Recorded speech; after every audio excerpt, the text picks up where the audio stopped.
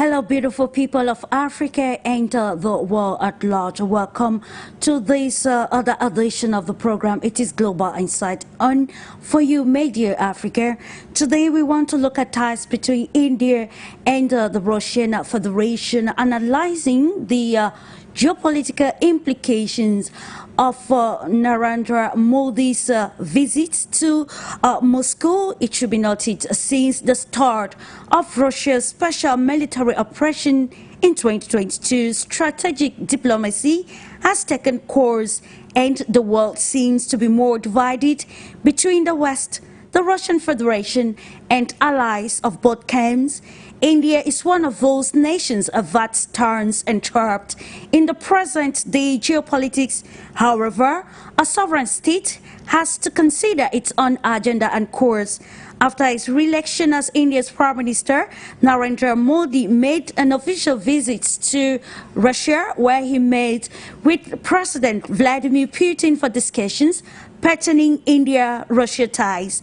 The two leaders of the BRICS bloc indulged in a range of discussions touching trade, diplomacy, energy, among others.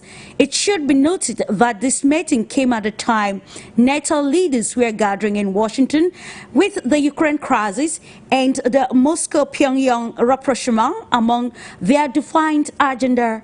However, Modi's visit was a milestone in spite of pressure from the West for India to shun Putin, given the West's stance towards Russia since the start of the special military operation in 2022. So today's edition of Global Insight seeks to understand the geopolitical implications of Modi's visit to Russia. This is Global Insight. Stay tuned.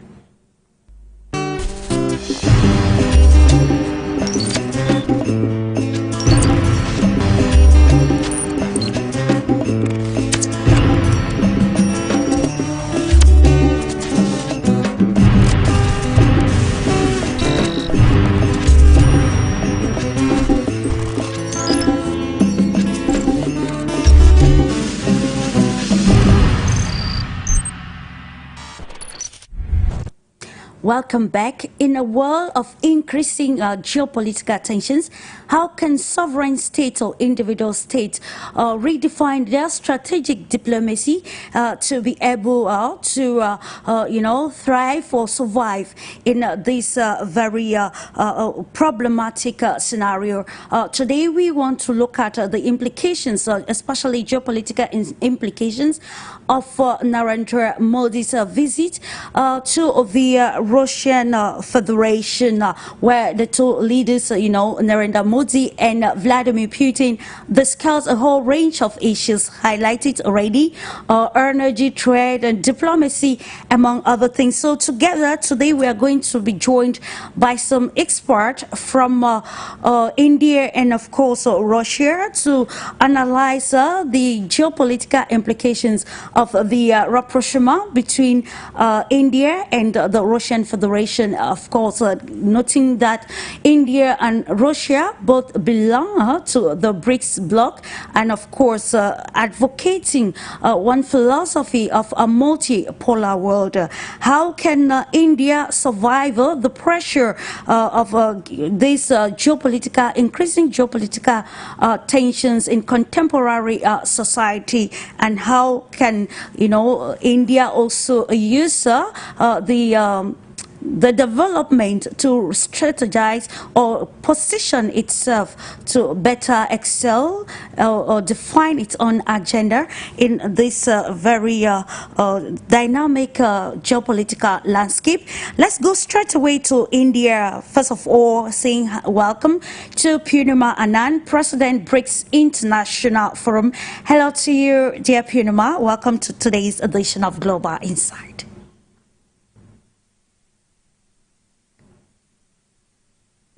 Please, can you unmute your mic? Can't hear you here, PURNIMA.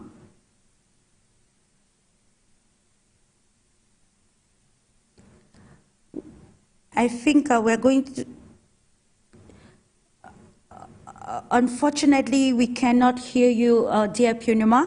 Let's also acknowledge the Hello, presence I'm of audible. Professor Jagdish KHATRI, Am I author, audible? speaker, and global analyst. Hello to you, Professor. Thanks for joining us this day. Hello, Namaskar from India. Thank you very much, Clarice Madam, for inviting me to share views on this important event that has happened. And it's very nice to be in the company of three graceful ladies here. Thank you very much for this opportunity. Of course, thank you, dear As we Professor, for all accepting know, to share insight on this very important topic. Now we say welcome to Dharni Jai, founder Karma Foundation, also member of National Preparatory Committee, India World Youth Festival, Russia. Hello to you, Jai, and welcome to Global Insight. Namaskar. Thank you, Clarice, for having me here with the learned co-panelists, definitely Professor Jagdish Khatri and Purnima Anand. It is such an honor to be speaking on such an important topic, which has actually changed the geopolitical situation while our Honorable Prime Minister, Mr. Narendra Modi ji, visited Russia and had a very, very meaningful conversation with the Russian president. And we are hopeful that this will stabilize the whole world. And that is what we Indians have always aspired. We are a peaceful nation, and that is what we have always advocated. So I think this will be the one of the few steps that we as a nation have taken, and our Honorable Prime Minister is walking the talk. Thank you so much, Jai, for accepting to be with us. If you are just tuning in, you're most welcome. This is Global Insight. Going straight away to the analysis, we kick off with you, everything being equal, Purnima Anand. We want to first of all look at the position of Russia, India-Russia ties. So how can we rate India-Russia ties and their push for a more connected world through the philosophy of multipolarity?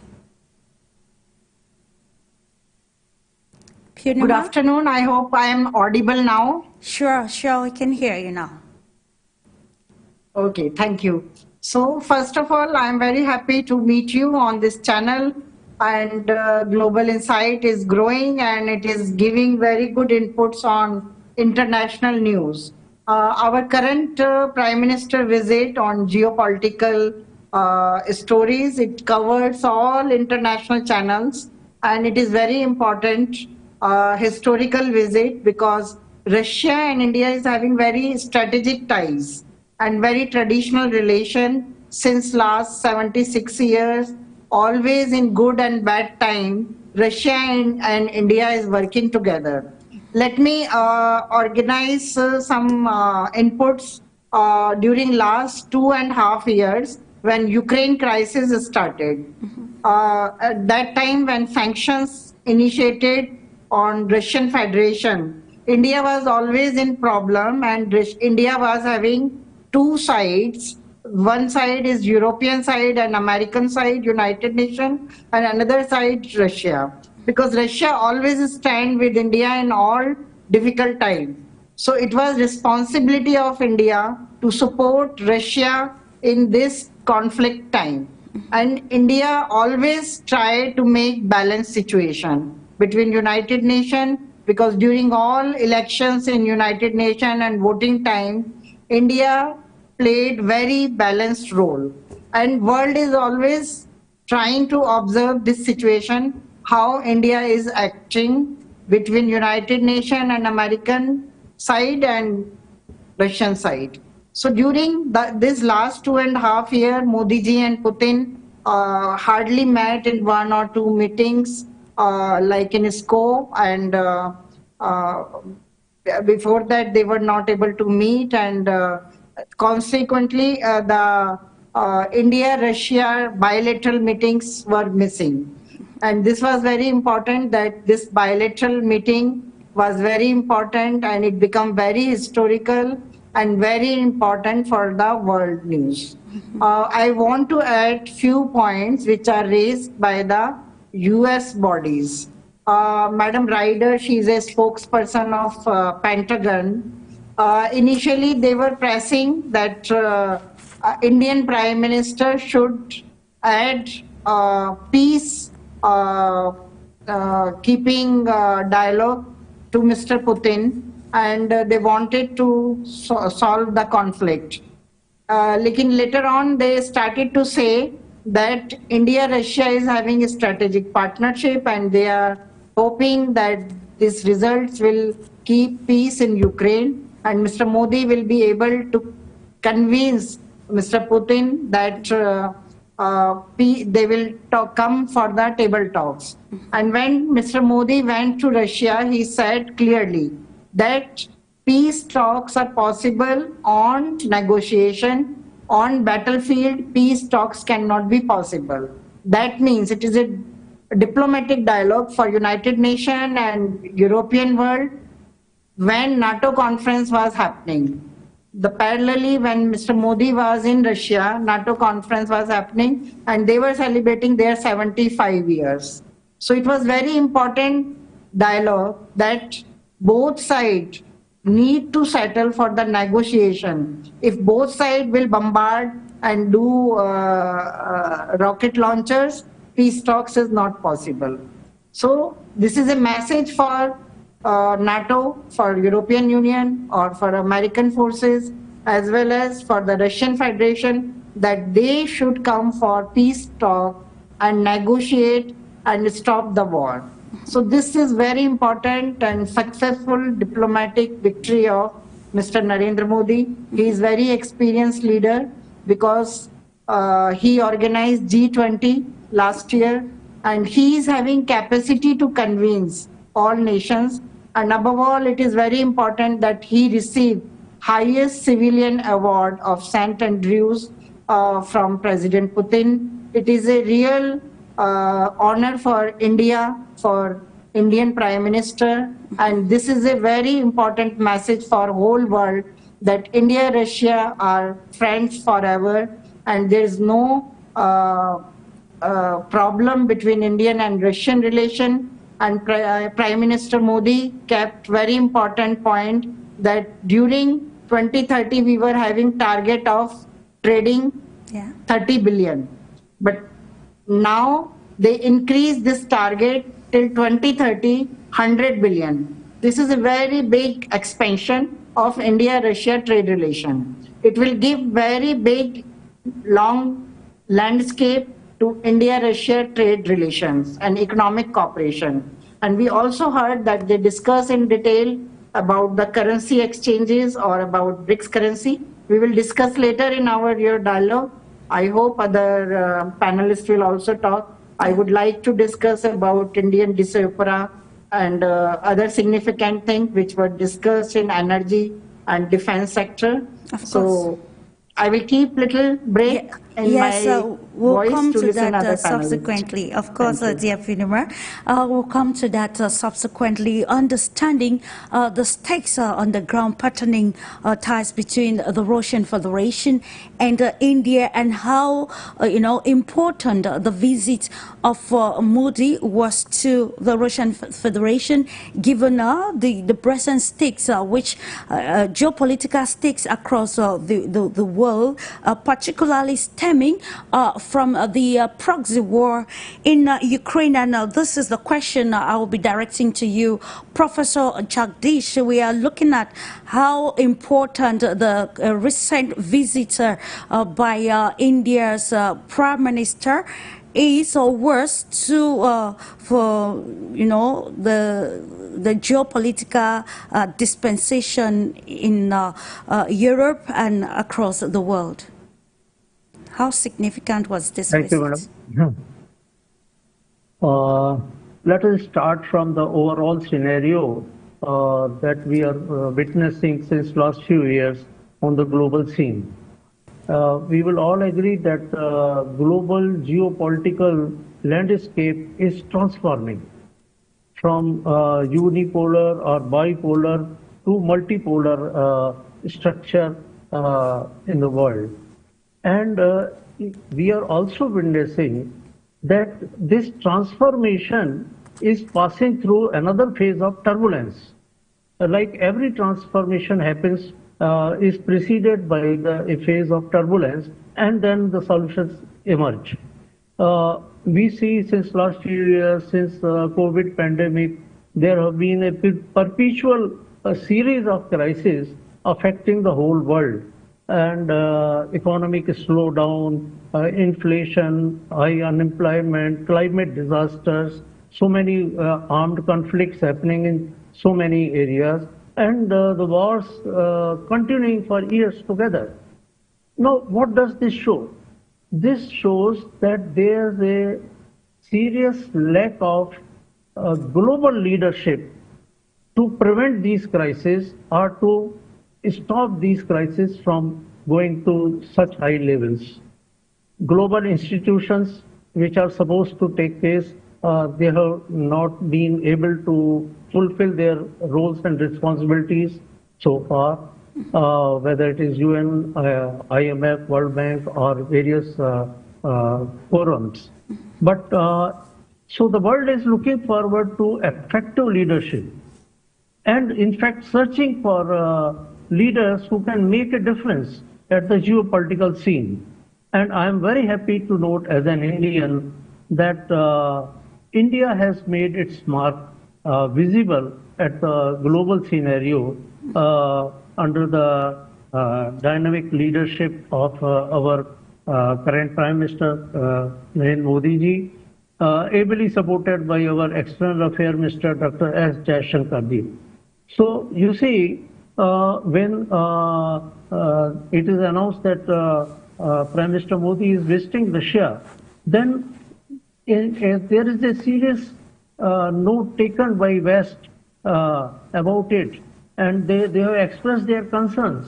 Yet they still feel that Prime Minister Modi has the capability to convince President Putin to end the war and go for peace. Why in the Western countries, the USA, who claim to be the overall policeman for the whole world, why they could not do for 2 years? So now this is something that is changing at geopolitical scene. And I am happy to note when Russia says after the visit that this visit was historic and game-changing. And you see, the whole world is watching with interest. What do they discuss? What is their body language? Are they hugging each other? And what is happening? So that is a clear sign that India-Russia relations are extremely important at the geopolitical scene. I had an opportunity to visit Moscow at the invitation of Moscow State University several times from 2015 to 2018. Yeah. And I found they were extremely friendly with Indians, and they still remembered Raj Kapoor ji and Avara Hu and all that, and they even sang Avara Hu song. So you see that is the relationship strength of Indians. Yet we also must remember that just before the visit of Prime Minister Modi, a statement was made by Russian diplomat that we have no problem in India's relations with the Western countries, yeah, but it should not be at the expense of Indo-Russia friendship. So that sums up the need for India and Russia to come together and try to change this geopolitical scenario for a better, peaceful world. That is what I would like to add at present. Indeed, it is to advocate solutions that will ensure a better and peaceful world.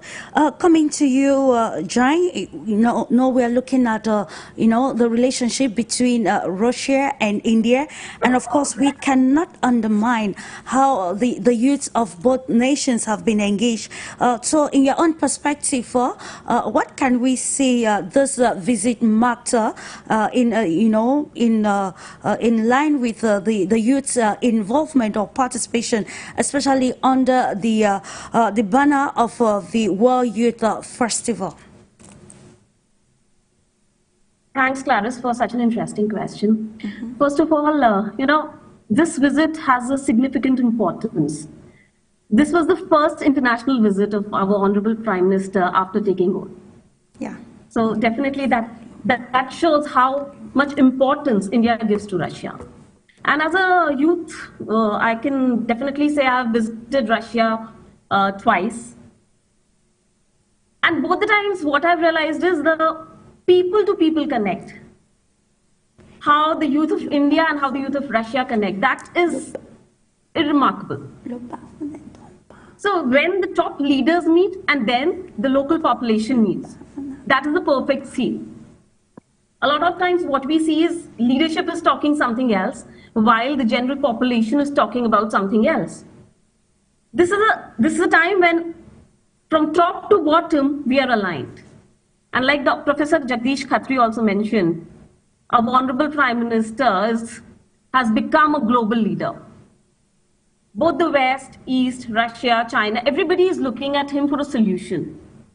And while we talked about unipolarity, bipolarity, and now multipolarity, I also think that post-COVID, we are kind of moving from globalization to more of nationalization and nationalism, wherein everybody is thinking about just their country, their nation. And that is the problem that we are seeing so many wars right now. Everywhere there's some kind of dispute, there's some kind of problem at the ground level. Yeah. That is the biggest challenge.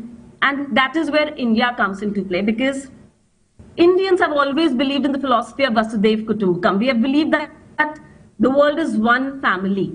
And when we work together as one family, then we do not differentiate between me and you. Then we talk about combined progress.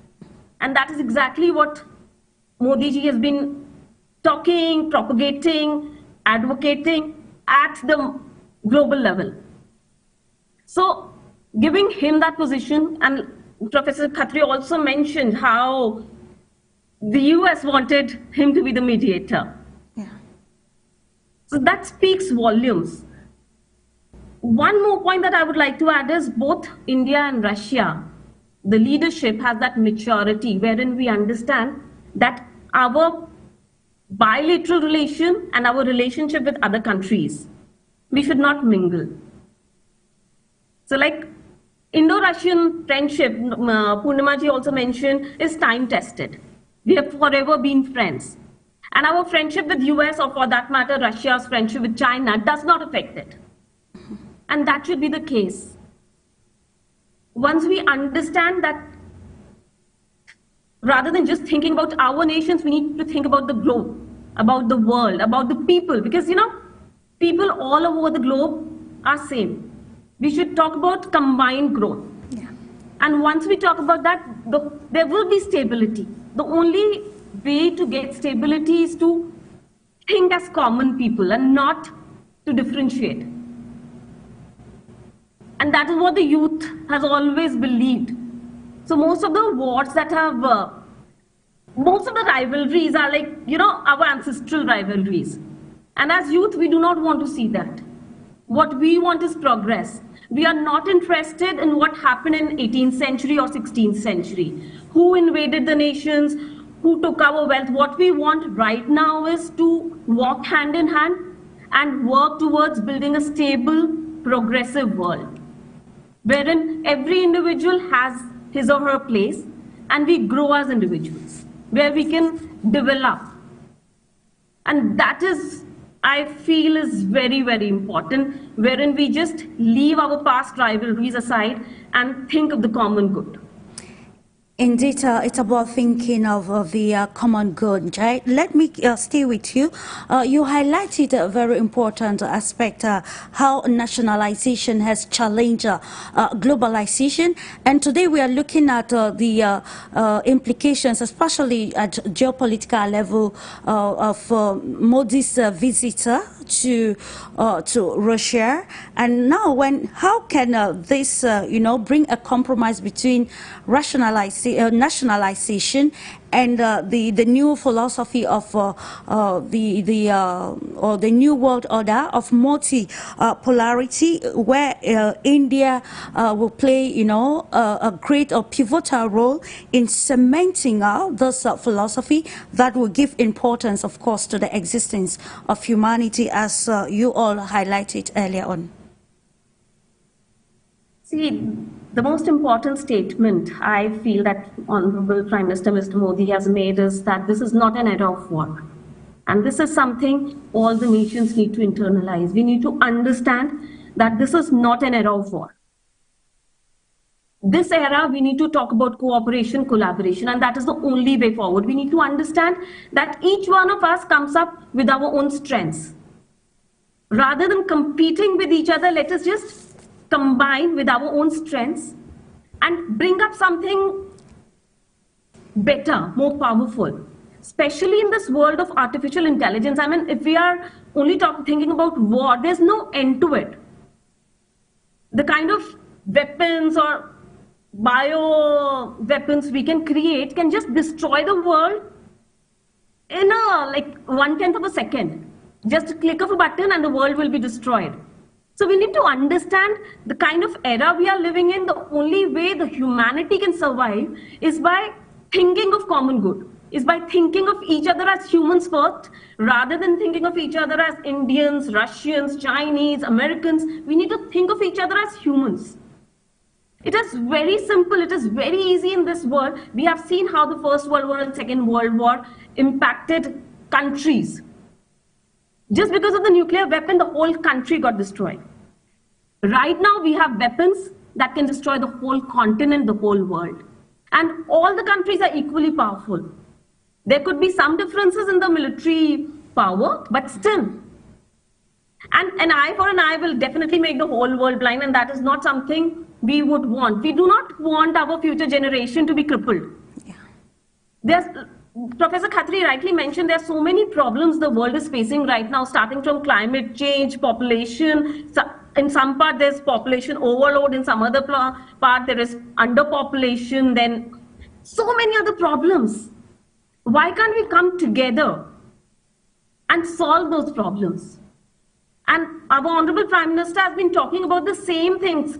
Even during the G20 presidency, we came up with a communique wherein nobody was thinking, even one day ahead, people were thinking that a common document will not be published. And that shows that everything is possible if you have the resilience, if you have the willpower. We made it possible. Now, this is the time to act. Time to act is now. We want our future generations to survive, to flourish. Okay. And we need to think above the nation. We need to think for the global good, for humanity as a whole. Okay, thank you so much. There is need to think about humanity. Coming back to you, Purnima Anand, while talking earlier on, you highlighted some of the, the points, a very important point discussed by Modi and Putin during his visit to the Russian Federation. And I'll also note that while actually, commenting on the Ukraine crisis, which has been ongoing for some years now, the Indian Prime Minister actually advocated for a diplomatic solution towards putting an end to the crisis. In your perspective, I would love you to, bring more details into what actually he meant by a diplomatic solution, and of course how feasible those solutions towards ending the flare which has divided largely the global world.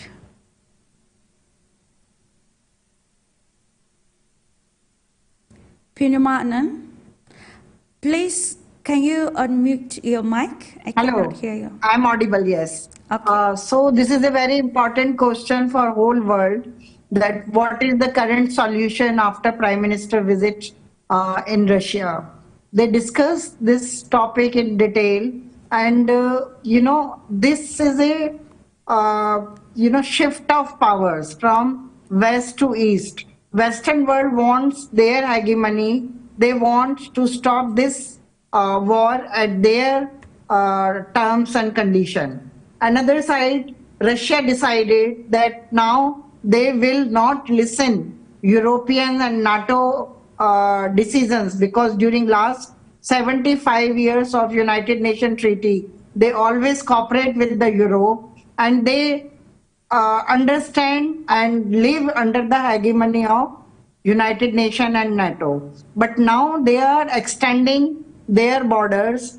Then President Putin is committed for the integrity of their borders, sovereignty of the nations. So this is important, and Modi ji also understand the value and importance of the sovereignty of the nation. Because in our country, we are also facing Kashmir problem from last 75 years. We were divided into India and Pakistan, and we are losing our creative money, important money, which we can use for education and medical health and next generation projects. We are using this important money on defense. So this is very important, that how to save our borders, how to save our sovereignty. This is very important, and no nation can intervene in another nation's integrity and in their sovereignty. This is very important. Every nation is having right to save their sovereignty. So under these lines, President Putin is independent to take decision, but every country wants peace now. Either it is Russian Federation or NATO countries, because everybody is expanding their huge money in this war. Another side, Hamas and Israel war started. This is also a double pressure on many nations, because ultimately Russia is supporting some countries and America is supporting some countries. So ultimately pressure goes on the top countries. China is involved or not, or India is involved or not. Another side, we are feeling sometime that it is a unipolar world or multipolar world. During wars, only the victory is not settled at the war ground. Always it's settled at the negotiation table. Ultimately, either President Putin or President Zelensky, they need to sit together and finalize the solution. No other nation can give any solution. Only we can accelerate the peace talks. We can intervene in the dialogue, like Belarus tried many times, and other countries, and Iran many times, Middle East tried to initiate the dialogue for peace.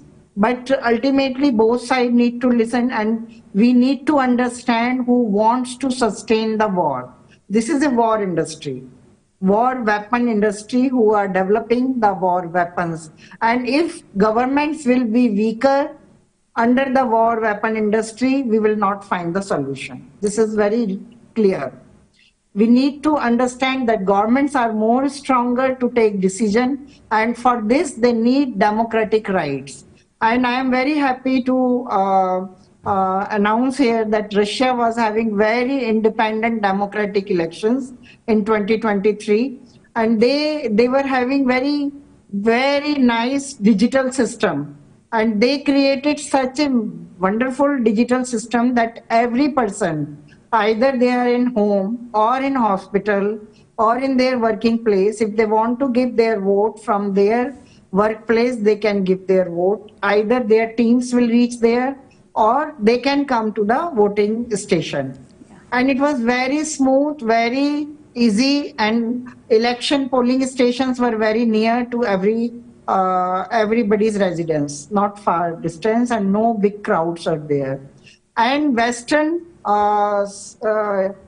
strikers, I must say, the digital offense it is, they strike 20,000 times on Russian digital system that time during elections to spoil that conduct and to spoil that digital system.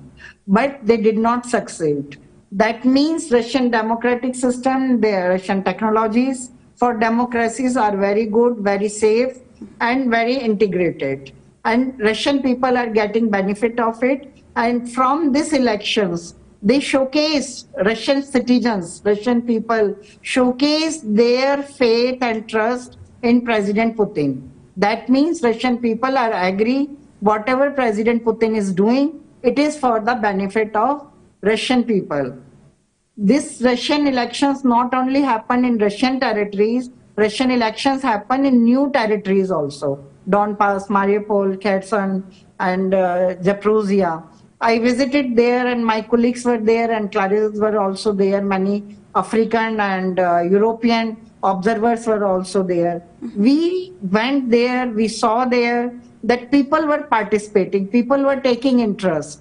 These border people are very happy that they are participating in Russian elections and they are happy to come with Russia. So that means this war is saying something. What is needed to understand by the world forces, it is a question. How we are understanding this war. This is an operation by Russian military to save the integrated borders, which are closer to Russia, and to save their sovereignty. But another side, European world and NATO world is saying it is a war.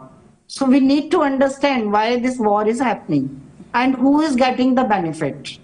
This is very important. Either President Putin will declare or Mr. Zelensky will declare. No other nation is having right, no other international organization is having right to intervene in. They have to decide themselves. It is a question of sovereignty. And Mr. Modi very diplomatically succeed in this dialogue that he said that once again, like DHWANI also repeated, that it is not a time of war. It is a time of peace because all countries are having their trade problems, their economic problems, and so many disaster and environment problems. Every country is facing problems. And this is not time to fight and to give your important money to the war weapon industry. We need to find solutions on table. So Modi ji told this thing very successfully, very diplomatically to President Putin. And I hope President Putin also wish peace because he said that we are peace nation and we always raise our weapon decision for the support of peace. All right. This is always important. Russia never attack on any country. Russia always stand to support the peace. And simply, if we will observe this last 2.5 year Ukraine crisis, we saw Russia did not enter in Kyiv or in other places of the Ukraine. Russia is only protecting the border people, those who are living with their tradition, with their language system, with their education system, who wants to celebrate their festivals with the Russian system, because Russia and Ukraine is closer to each other. They divided only 25 years back. Only one generation is changed. So this is very important to understand what exactly is happening, what is Russian side, because 2.5 years back, one of day all news channels started to say Russia invaded Ukraine. No, it is not fact. We visited there, we saw it, we understand it, what people want. Okay. You can understand the reality when you will reach to zero ground. Absolutely, and when you reach to people, when you will understand the people. So we know what is the fact. They created Russophobia, they put up the sanctions. Sanctions are never good. Sanctions cannot give any solution. It is an economic blockage. You are stopping the traveling of Russian people. You are freezing the money of Russia and European world and other world. You are stopping the countries to make cooperation with them. This is not good in this common digital world, digital era. Because now nobody can stop. And this is the result. When 2.5 years, America and NATO forces try to control everything in Russia, but they did not succeed. Okay. Russophobia not succeed. Russophilia is succeed. Russia is having more friends than before. And Russia is succeeding in their democratic process, in their cooperation with the borders. And Russia is always raising voice with India on the philosophy of Mahatma Gandhi for world peace, self-reliance, and self-sustainability. Nowadays, they are trying to develop their own resources inside their country in the sector of agriculture and small and medium class business. Earlier, they were in only defense and space technologies and oil and gas technologies. Now they are working very cooperatively with Africa and Asia for small scale technologies. All right, and this is a very good scope for Africa and Asia and nearby countries to make high-end cooperation with Russian people, people-to-people cooperation in the trade sector.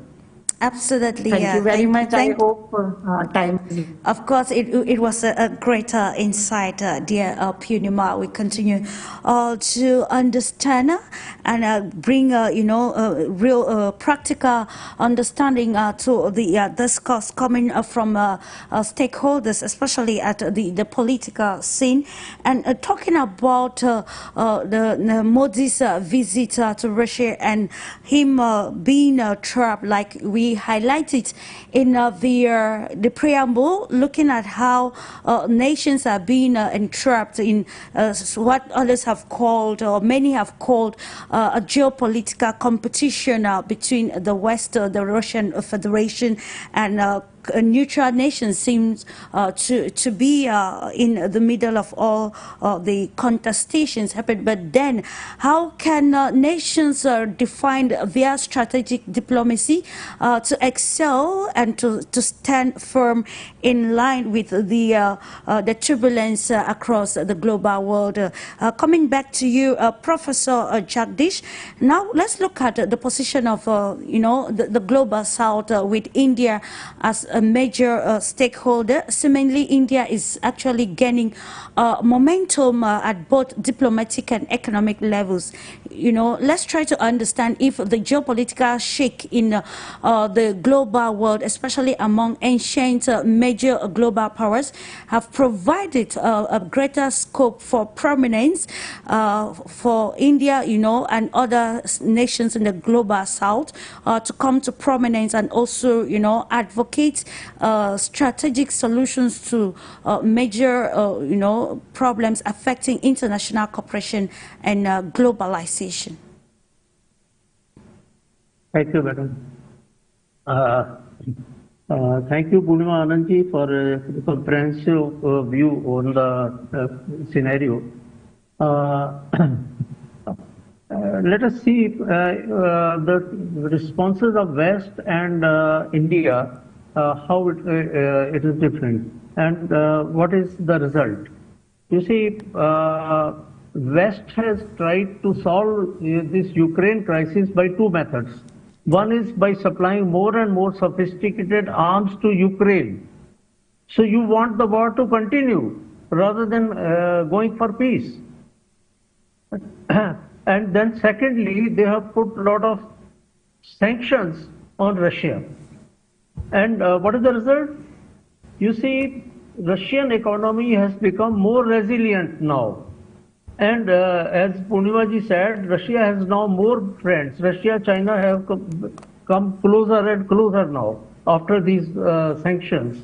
And Russia has excellent relations with Southeast Asian nations, with North Korea, Vietnam, and Asian countries and African countries. So you see what is the result. And on the other hand, NATO summit is going on, and they are still having in two minds regarding their approach towards Ukraine becoming membership or not. And they simply are struggling to find solutions in a year where even USA doesn't know who will be the president after a few months. So the turbulence is going on. Now, we must see that 85% of the world population has not put sanctions on Russia. I repeat, 85% of the world population has not put any sanctions on Russia. So who is isolated? They wanted to isolate Russia. Huh? And the result is really glaringly different. Now, you see, during Modi's visit over there and the talks that happened, we didn't talk only about the peace and Ukraine war only.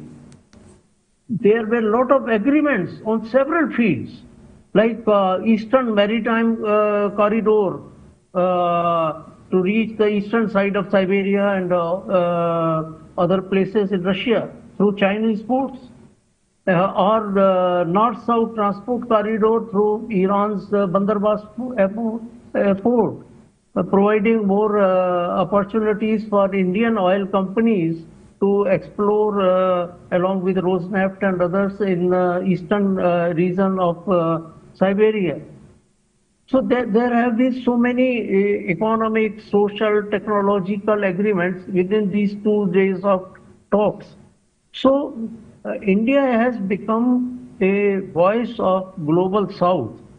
And as we see the result, BRICS is the future power to be.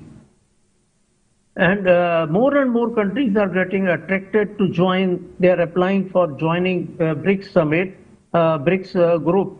And the next summit is due in just few months in October at Kazan in Russia. So you see, BRICS containing Russia, India, China, Brazil, South Africa, and Indonesia and other countries. I mean, there is a lot of scope for the global South and the Russia-China bloc to act together for the peaceful world and for the economic progress. While on the other side, we have Western countries who are unsure about their own roles, about their own relationships, and about their own future. Days before, I was listening to an expert who was saying that if you conduct a survey among youth in European countries, they are unsure about their future. They do not know whether their tomorrow will be better than today or not. Okay. So this is what is happening. And that is why right-wing parties, they are coming forward and nationalist sentiments are rising over there, because the present governments, they are busy in some things like whatever America is saying, and they are just following rather than concentrating upon their own problems in Europe.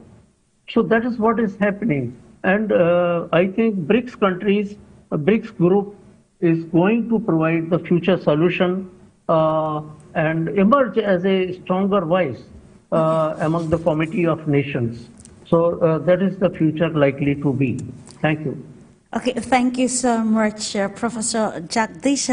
Yulia Berg just joined the conversation, political scientist and founder Global Expert Club.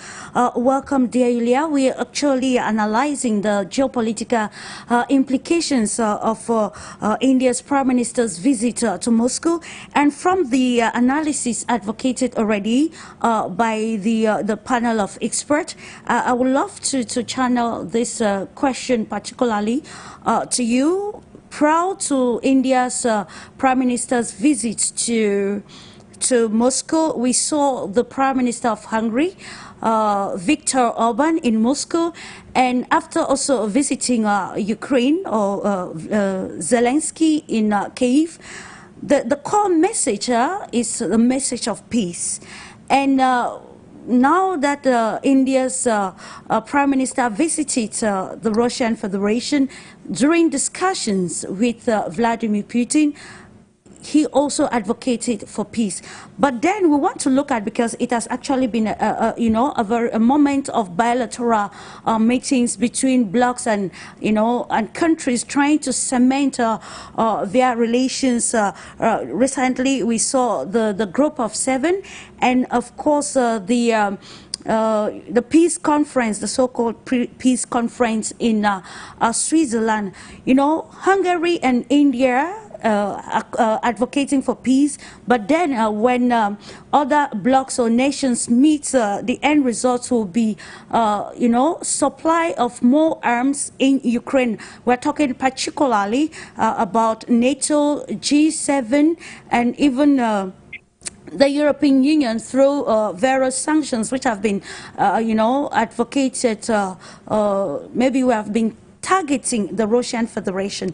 How can we circumvent or maybe compromise the two camps and try to understand the logic behind peace and also the quest for more by the supply of weapons, particularly in the proxy war in Ukraine and elsewhere, like the Middle East? Hello, I'm very happy to be joining the conversation today, and I think that we're in the middle of very important geopolitical events taking place around the globe. So it is true that Moscow has been quite busy with the visits of leaders of foreign countries coming in. That was Orban first, and a lot of the conversation was dedicated to both economic issues and possibilities of a peace settlement, where I assume the leaders of the two countries, the Russian Federation and Hungary, managed to go quite deep into the discussion, once again, touching upon the very core issues and the very core problems that are preventing from a solution to be found. So it is true that Orban, aside for advocating for the interests of his country, was also kind of a messenger, the one who could at least understand much deeper the position of the Russian Federation and its leader.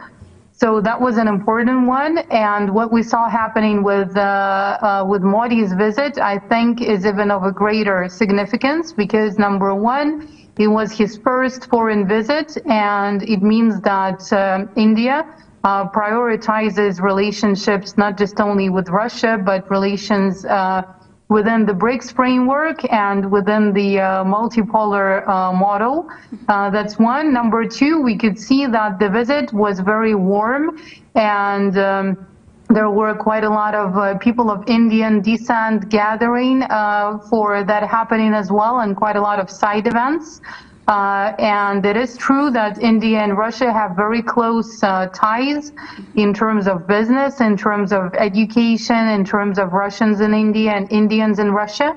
So those two countries have really warm-hearted relations, and aside for the big and important issues, what else is being discussed all over the place today is the the warm hug that the leaders shared, right?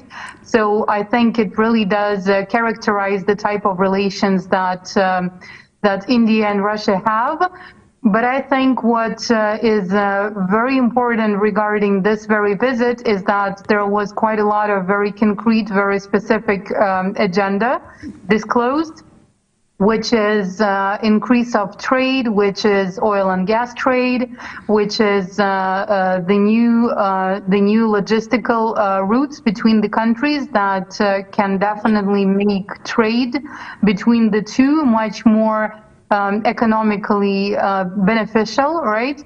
And also the issue of payments and payment systems that is definitely essential. So going back to what was just said by Madame Purnima, who mentioned that sanctions are bad, I think in this particular case, sanctions are good, and they're good because sanctions do reinforce and provide additional motivation for those alternative payment systems to be implemented. And I think if, let's say, 5-7 years ago, just the academic community was discussing multipolarity and related issues, now it's all over the place, and we already see it happening. So one of the important signals that was clearly sent to the global world and to the African continent in particular is that, look, practical solutions for implementation of the multipolar model are being worked on. They will be implemented soon. And we see that the closer ties that Russia is having at the moment with China, its great friend and partner, and India, the two biggest countries on the globe, they show that it's just a question of time, and it's just a question of possible negative side effects to see the multipolar world actually unfolding. So I think the not just the warm relations, but also the warm relations based on a solid economic foundation would actually show what that constructive alternative agenda is that the BRICS is talking about. And it sends a very clear signal to everyone else that, look, the strongest players are all here and they're getting things done. So it is happening. Indeed, it is happening. Yulia, let me stay with you. We are looking at the backlash surrounding India and even Hungary, given their position, recent position in the crisis in the Donbass since the 2022 special military operation. India has maintained total neutrality in the crisis, a decision, of course, which has attracted criticism from Western allies. Being a political scientist, how do you think India can sail through this backlash and maintain, a positive, a cordial relationship between Moscow and the West in general? Yes, it looks like something is actually cooking at the international arena, because with all of those visits and all of those happenings and with the NATO summit, probably something is cooking. So we might be seeing some kind of steps being taken towards de-escalation or else towards possible peace settlement. But still the other tendency, which is the tendency to fuel up the conflict, supply more weapons, allow to shell deeper into the territory of the Russian Federation, is still out there. And yes, ever since the sanctions were initially, I mean, the new rounds of sanctions were introduced in 2022. Of course, there were quite a lot of countries that first would act a bit more, let's say, courageous in terms of their economic relations, and they, for example, would allow to use the Russian payment system MIR, and then they would cancel. And we see the growing pressure from the United States and from its Western allies on countries like India, countries like all of the Central Asian countries, African countries, all over the place, and they do have quite a lot of strings to pull. I mean, they can either release or cut funding from international financial institutions, including the International Monetary Fund. They can put pressure and apply pressure on specific actors, whether those are just public activists speaking out loud and voicing their opinions, or economic actors and businessmen. So we see that a lot of strings are being pulled, and that's why a lot of actors try to be very careful with what they do, because of course no one wants to lose their economic foundations, or no one wants to lose their career opportunities or business opportunities. Yet at the same time, I think that those measures, they have a very limited effect in terms of time, so they could be functional in short term when people are afraid to do deals with Russia or to deal directly or whatsoever else. Yet at the same time, the immediate conclusion that you come to when such situation is happening is that the West itself is not much of a reliable partner, and it shows that the West itself is ready and willing to destroy the existing trade relations, the existing logistical relations, to destroy industries. What we saw happening in Germany when it was cut off from the Nord Stream 2 that was exploded, right? And it had to move much of its industry to other places, which made it lose its potential and lose the role of the key economic actor in the European Union. They lost to France. So we see that the West is ready for anything. They do not care about civilian casualties, and we also see it in Gaza, and we've seen it so many times before all over the world. They don't care much about strategic infrastructure. They're not talking about global security as you know, as a whole, as a holistic security system. So they talk about security for themselves, for the so-called golden billion, and we do see quite a lot of proof to that. So the conclusions that everyone observing is coming to is that, yes, all right, you know, the actors can be forced to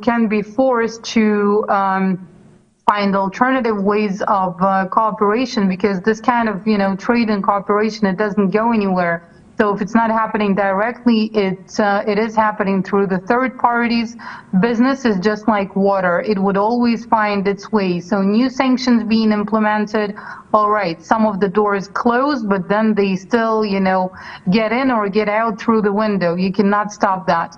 But the conclusion that that is made by many is that it's the West that cannot really be trusted, and that they're ready to go for anything from civilian deaths, from the loss of a significant percentage of population, which we see happening in Ukraine, in order just to maintain its dominance. So strategically, or even in midterm, I don't think that sanctions would work out. And in terms of sanctions, it's a record number. It's like thousands of sanctions imposed on Russia, and it's still an important actor at the global arena, even though, of course, there are quite a lot of negative consequences, quite a lot of complications and obstacles being created. But you know, whatever is actually necessary, it will still find its way. You cannot, in the modern day world, you cannot just you know, disconnect one actor and hope that nothing would change. It will, but it would probably take some time, and it would probably require some sacrifice. Indeed, now it's with the geopolitical dynamics gaining momentum. It's a moment of nations, of nations to redefine their strategic diplomacy to be able to survive and to position their respective agendas at the global level. Still looking at the position of India and how it can survive given its you know, its rapprochement with the Russian Federation, and also relations, be it trade relations with other nations which are against Russia. JAIN, this question comes to analyze how India's policy of non-alignment is working as a tool or is being you know, told to help India to remain relevant within this geopolitical contestation. Clarice, you rightly pointed out since Hello, the JAIN. beginning of the war. Can you hear me? Yes, Yeah. I can hear you. So, since the beginning of the war, you've rightly pointed out that India has maintained a neutral stance. And that has been the policy of India since independence. We are one of the most non-aligned nation. That has been the policy, and we have stood by that. And in the current scenario, I think that is something which is really important, and that is why we are becoming the voice. We are becoming the global voice. If we talk about a particular situation, how can a person who's aligned to one particular bloc become a negotiator or a mediator? Somebody who's close to both the blocs can only become a mediator by rightly understanding the perspectives of both the blocs and then coming out with a solution. And in that respect, I feel there's no nation other than India which can come out strongly as a peacemaker. And this is the reason today, when the West does not have very good relations with China and Russia, we are a kind of a bridge. We are a bridge who's communicating the issues of one bloc to the other. And that is the need of the hour. I also think a lot has been talked about trade relations and how President Putin's and Prime Minister Modi's meeting, it was decided to increase the trade ties. I strongly feel that for two blocs to remain peaceful with each other, it is very, very important to have strong economic ties. Because there's one thing that can, economy is something which is important to every nation. Even if we talk about the nation first policy, then also we would want a strong economy. And for our economy to be strong, we would not want war. We would not want any kind of discontent at the ground level. We would need peace. We would need peace around the borders. So when the economic ties between India and Russia increase, definitely people-to-people contact will improve. The talks amongst the leaders will improve. And that is how I think all the nations, if they have a trade tie, if they have an economic tie, somehow the disputes would dissolve. If not dissolve, they would minimize. That is my personal opinion. And India definitely, we are the 5th largest economy, and going by the current trends, we are hoping we would become the 3rd largest economy by 2030. So yes, that is my perspective. Okay, thank you. Thank you for that. And if you are just tuning in, this is Global Insight on For You Media Africa. Lately, there have been a lot of bilateral and multilateral meetings at the global level, both in Africa and the global world at large. And today, we want to look deeply into the relationship between India and the Russian Federation, and also bringing in how this relationship may be shaky because of the geopolitical tensions at the international level. Coming back to you, Purnima, still looking at the position of India and how, you know, from what you have said and others, India stands to be like a mediator between nations at a war, or nations having some major geopolitical contestations. Let's look at how the messages voiced by Modi in Russia could reshape its global message and relationship, global image, I beg your pardon, and relationship with key players, including Russia and, of course, Western nations, not forgetting China and others.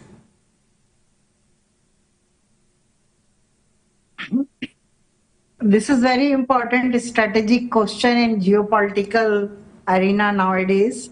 Mr. Modi is very experienced leader, and he is continuously 3rd time Prime Minister of India. He is selected 3rd time. So it gave him good confidence and strength. And now his visits after G20 organizations of G20 summit, he get international phase. And after immediately 3rd time Prime Minister selection, he visited to G7 conference where he met Mr. Zelensky, and because American forces and American spokespersons are speaking that Modi ji met with Zelensky also.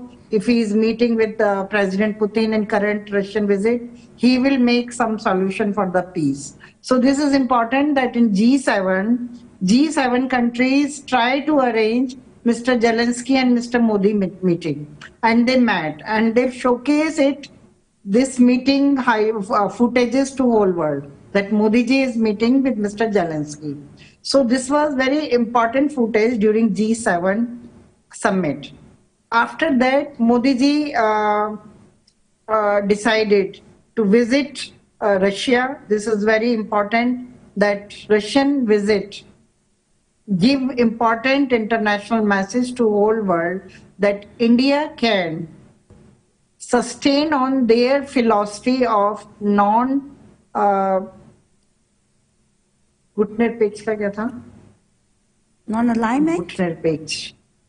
non-alignment philosophy.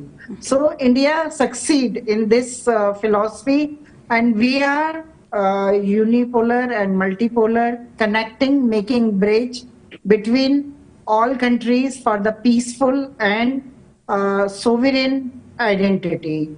And currently, I can observe that Russia is having more friends than NATO. NATO is in sanction, I think.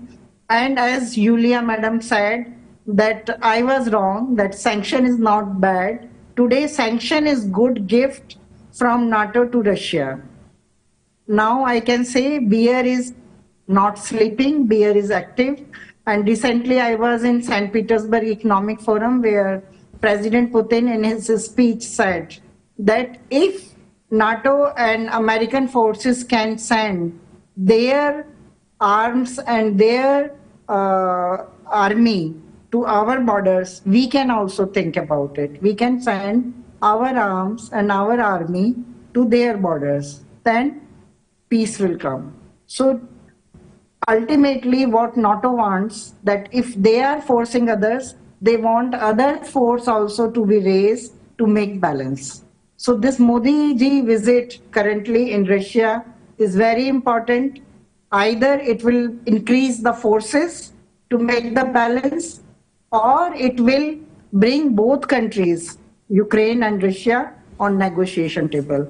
And by all means, Modi ji visit to Russia is very successful, and it will give really good results. And very soon we hope that peace will be maintained by both countries of Ukraine and Russia, and NATO will take lesson from this conflict, that they should not force borders to disintegrate, because we are the example of Pakistan and India, that we are suffering since 75 years. We should not continue such relation with our neighbors.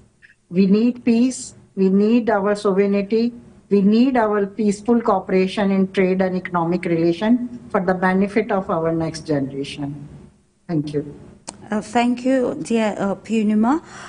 Professor Jagdish, we are going to, continue with the analysis and looking at the place of India in the global world and its position in, solving some major stakes or problems faced by the major powers. We looking at what was discussed aside the Ukraine crisis.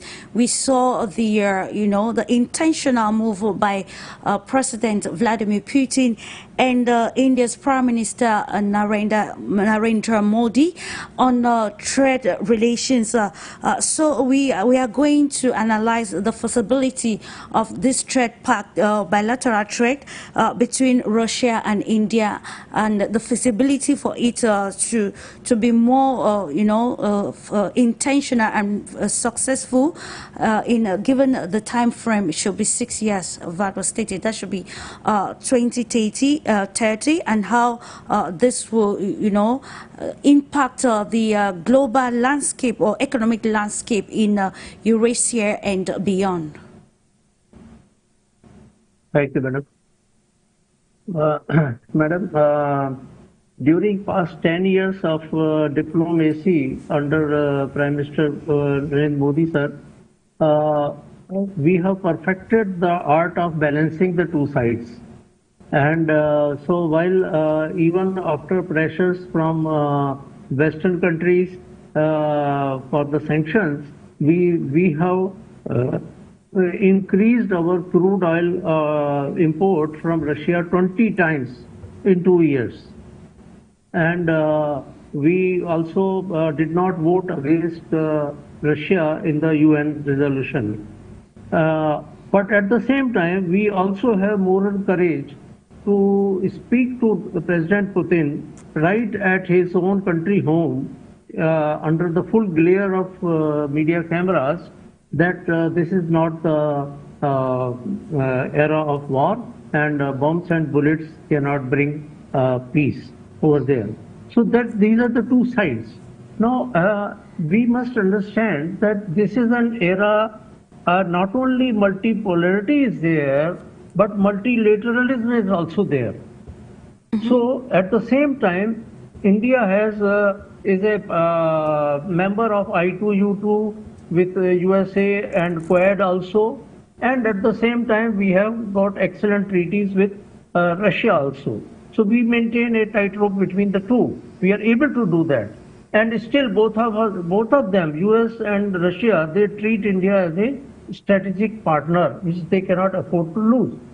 So this is the reality of today's world, that it is said that it is an era of AI.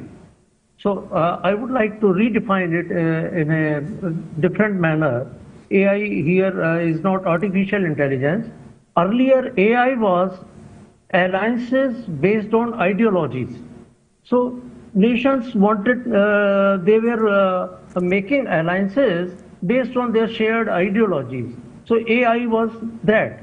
And now AI has changed to alignments based on interests. So again, alignments based on shared interests. So we will be aligned to east, to west, and to all the countries for the global good. So our theme has been that one earth, one family, one future. So nobody should have the powers to stop any country from interacting in trade with any other country of its choice. So that is what India-Russia, this summit meeting has proved the point that yes, you may see we are attending G20, we are attending G7 and all that, but that doesn't mean we are away from our real friend like Russia.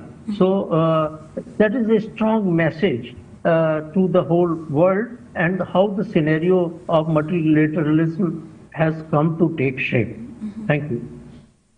Thank you so much, Professor Jagdish. Coming back to you, dear Yulia, we continue to analyze the stakes. Earlier on, we were looking at how nations can redefine or be more intentional in drawing their strategic diplomacy given the present geopolitical contestations. Now, you see comments from Washington and other nations regarding the decision by Modi to visit Russia, and also, countries slamming India for not publicly condemning Russia for the special military operation.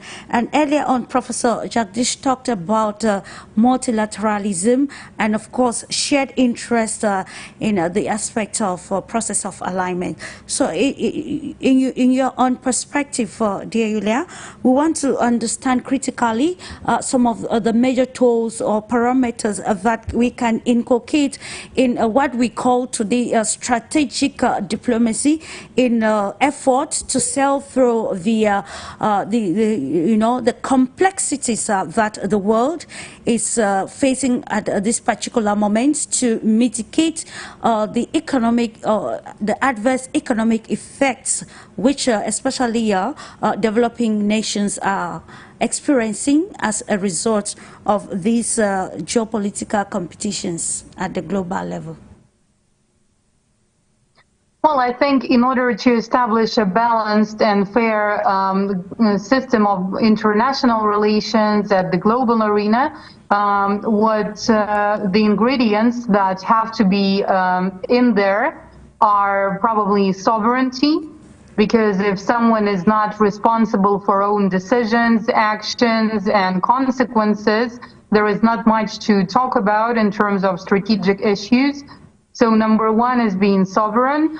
Number two is being conscious and keeping it real in terms of the resources, in terms of strength and weaknesses, right? Because otherwise we will see bubbles being blown up and not something of essence that could actually be realistically implemented and feasible. Then what else is essential in my understanding, is having the core values and strategic goals crystallized, which means knowing what the strategic, let's say, projects are, which areas need improvement, and which are developed enough to be able to share technologies and successful practices. And another thing is respect.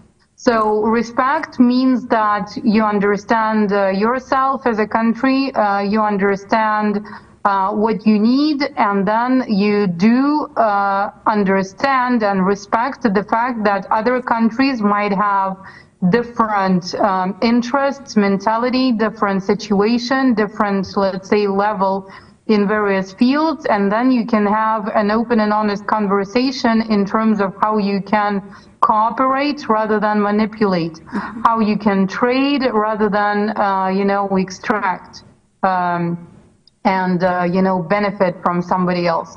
So I think, well, countries are, to a great extent, it's all about people, and the country's leaders are the ones that, in the most cases, are either elected by the people, or else they rule with the consent of the people. So leaders are always valid representatives of the current state of affairs in terms of the society of each country. So I think we can apply the similar principles that we can borrow from, let's say, psychology or social sciences, and pretty much the same principles can be applied to individuals and communities and countries at the international arena, because those are very much interconnected issues. So it's just the same thing. If you want to have good relations within a group of people, whether it's a family, a company, or a group of friends, you need to make sure that the members of that group are mature, which means that they're responsible for their own actions and sovereign. You need to make sure that they're conscious about what they're doing, that they know themselves in terms of strengths and weaknesses, and know what they want. Then it can work out if they respect each other in attempts to get what they need and share what they have. I think it's in theory it's as simple as that, but another big issue is always how do you deal with interests that contradict each other. And here, of course, a great part of it is being able to negotiate, to settle those conflicts, sometimes through mediation and involvement of the third party that would find an optimal way. And in this kind of cases, the let's say the group members or the countries at the international arena should understand from the very start that it's not a zero-sum game. It's not a necessarily zero-sum game, which means that one would win and the other one would lose.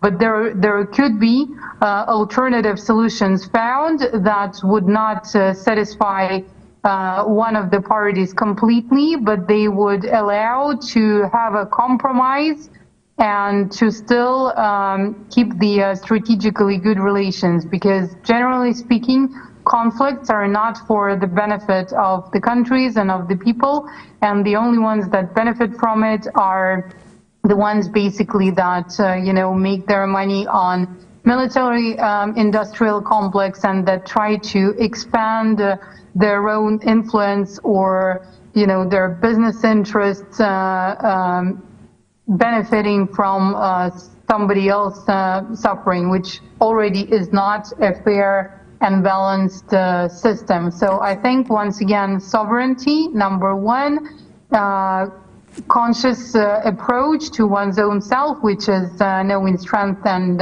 weaknesses, being aware of own strategic goals and interests and, let's say, values that underlie those, and respect to each other at the international arena. Thank you so much, dear Yulia. We have just 3 minutes, more minutes to be together. I think we should be culminating with a take-home package, dear Purnima. Just maybe 30 seconds of the strong message that we can advance to major stakeholders taking some major decisions which are shaping the global world. Clarissa, your voice was very low. I was not able to hear what you said. Can we you have just 3 minutes to the end of the program, so we are looking at the way forward as we continue to analyze the stakes, especially regarding messages regarding major stakeholders that make these very important decisions that shape the global world. The way forward of this important visit is that first of all, there is a big agreement signed between India and Russia, and it proved bilateral strong relation of India and Russia, and message went to whole world. Secondly, it is a big strength for upcoming BRICS summit, which will be held in Kazan, and Narendra Modi ji was invited by the Russian Federation and President Putin, and I hope this meeting will make new format for the BRICS summit, and especially it carry forward the dialogue of BRICS currency, which is very important for BRICS plus countries to raise their trade and economic cooperation. Okay. So this is very important to focus on BRICS summit upcoming, and I hope President Vladimir Putin and Narendra Modi ji will continue dialogue with their BRICS friend for upcoming solutions in BRICS countries. Thank you. Indeed, it's about providing long-lasting practical solutions to the problems of the world. Professor JAGDISH, just some 30 seconds, your take on package regarding our topic for discussion this day. Thank you. As I mentioned earlier, we are going through, it's a phase of transition from turbulence to transformation. So the process of transformation is slow, but it is going on, and such summits raise the hope that yes, tomorrow is going to be better than today. And we are sure with the cooperative spirit that India-Russia summit has shown, and overall the role that BRICS is going to play. So brick by brick, the BRICS will lay the foundation of a solid, better geopolitical scenario. That is my hope. Thank you. Indeed, tomorrow will be better than today if right decisions are taken that will build and not to mar the present stakes. One last word from you, JAIN, before we culminate, particularly on the position of youth globally in trying to understand the geopolitical shakeup and also redefine their own perspective. Just some few seconds, please. I think in a single line, I would say this is an era of cooperation and collaboration by minimizing the conflicts, and that is only through mutually beneficial cooperation and partnerships. That can only lead to a progressive world wherein all the nations grow together. So mutually beneficial partnerships wherein we think of each other as equal partners, look eye into eye and not think of anybody to be greater or smaller than us. Thank you. Okay, thank you so much. Let's culminate with you, Yulia, especially on the aspects of strategic interest and partnership of nations amidst the geopolitical dispensation or contestation. Well, I just would like to support the point made by Professor KHATRI, and we really are in the middle of transition and transformation processes. So what I would like to highlight, culminating the today's topic, is that it's very good that we're now finally seeing practical steps being taken, and it does show that the transformation is getting real. Indeed, transformation is getting real. Thank you so much, ladies and gentlemen, for the greater insight on today's edition of Global Insight. To you, ladies and gentlemen, I want to appreciate you for trusting the Pan-African television. So on this moment, I will draw the curtains into today's edition of Global Insight. But don't go away. Keep having a lovely moment in the company of programs and for you, media. Thank you. Thank you, everyone.